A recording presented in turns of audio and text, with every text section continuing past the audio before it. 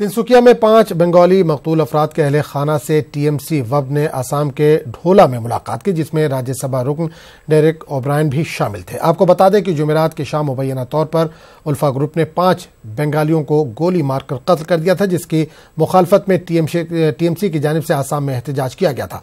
12 घंटे के लिए असम बंद के दौरान 700 मुजाहिरीन को हिरासत में लिया गया था। जो देखा, जो अपने आंखों से जो देखा, वो तो बयान करने का लायक नहीं है। वो का माँ है, उसके बच्चे नहीं है, उसका बीवी है तो उसका पति नहीं है। ये क्या मैं बयान करूं? मैं भी तो एक इंसान हूँ, एक लेडीज हो के माँ हूँ मैं। मेरे को तो उन लोगों के ये देख के तो मेरे तो फुट के रहने के लिए मेरे को दिल कर रहे थे।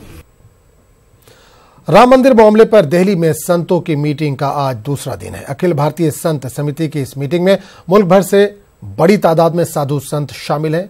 बीजेपी राम मंदिर तामीर के सिलसिले में हिंदू तंजीमों की हिमायत का ऐलान कर चुकी है। साधु संतों का कहना है कि बीजेपी ने इख्तिदार की बागडोर हिंदू समाज के हाथों में दे दी है, इसलिए अब राम मंदिर का फैसला भी हिंदू समाज के साधु संत ही करेंगे और इस मामले में किसी तरह की ताखीर नहीं की जा सकती।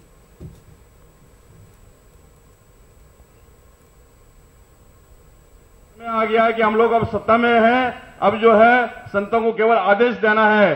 तो ये जो है हमारा धर्मादेश होगा तो निश्चित रूप से बहुत शीघ्र ही राम मंदिर बनेगा, ऐसा मुझे विश्वास है। कहा गया कि जब समाज जागेगा तो राम मंदिर बनेगा। मैं आपसे ये कहना चाहता हूं कि समाज 4.5 साल पहले जागा और इतनी जागृत अवस्था में आया कि हुकूमत का टोकरा आपके सर पर रखकर आपको संसद में बिठा दिया।